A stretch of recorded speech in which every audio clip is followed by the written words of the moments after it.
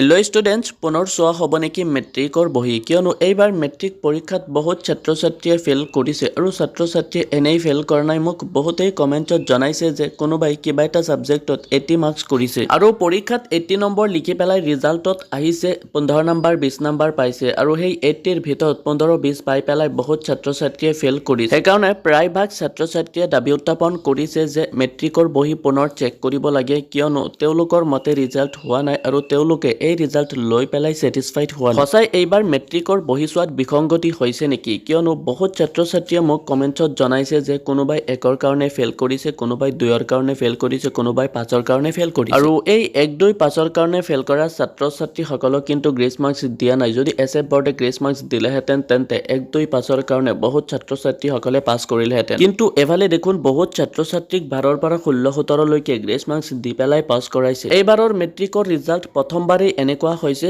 য'ত নেকি কাৰোবাক বেছি নাম্বাৰ গ্ৰেছ দি পেলাই পাছ কৰাইছে, আন কাৰোবাক 1, 2 কাৰণে আকৌ ফেইল কৰাইছে, গ্ৰেছ নাম্বাৰ দিয়া নাই। সেইকাৰণে ছাত্ৰ ছাত্ৰীসকলে দাবী উত্থাপন কৰিছে যে এইটো ৰিজাল্ট লৈ পেলাই সিহঁতে ছেটিছফাইড হোৱা নাই, তো মেট্ৰিকৰ বহি পুনৰ চেক কৰিব লাগে। ছাত্ৰ ছাত্ৰীসকলে মেট্ৰিকত 70, 80 লিখি পেলাই ফেইল কৰিছে, এইটো কেতিয়াও সম্ভৱ হ'ব নোৱাৰে। তো ছাত্ৰ ছাত্ৰীসকলৰ কেইটামান মই কমেণ্ট শ্ব' কৰিছোঁ, কমেণ্ট কেইটা তোমালোকে চাই লোৱা। ইয়াত তোমালোকে চাব পাৰিছা যে নীলিমা বৰ্মন নামৰ ছোৱালী এজনীয়ে কমেণ্ট কৰিছে যে 1 নম্বৰৰ কাৰণে ফেইল কৰাই দিছে। সঁচাই এইবাৰ SF বৰ্ডে বিসংগতি কৰিছে। 1 নম্বৰৰ কাৰণে কোনোবাই ফেইল কৰে নেকি? তোমালোকক মই মোৰ লেটেষ্ট ভিডিঅ'ত দেখুৱাইছিলোঁ যে বেলেগ ছাত্ৰ ছাত্ৰীসকলক 12ৰ পৰা 16-17 লৈকে গ্ৰেছ মাৰ্কছ দিছে, কিন্তু এইজনী ছোৱালীক 1 নম্বৰৰ কাৰণে কেনেকৈ ফেইল কৰে, 1 নম্বৰটো গ্ৰেছ দিব পাৰে। ইয়াত তোমালোকে আৰু এটা কমেণ্ট চাই লোৱা। জ্যোতি শইকীয়াই কমেণ্ট কৰিছে, মোৰ নম্বৰ 80 মাৰ্কছ শুদ্ধ আছিল কিন্তু আহিল 20 মাৰ্কছ। এইটো কেনেকৈ সম্ভৱ হ'ব পাৰে? 80 মাৰ্কছ শুদ্ধ আছিল বুলি কৈছে ছোৱালীজনীয়ে, আকৌ 20 মাৰ্কছ কেনেকৈ আহিছে? সঁচাই এইবাৰ চেবাৰ বিসংগতি হৈছে। আৰু এটা কমেণ্ট চাই লোৱা। পৰিস্মিতা বৰগোহাঁই নামৰ ছোৱালীজনীয়ে কমেণ্ট কৰিছে,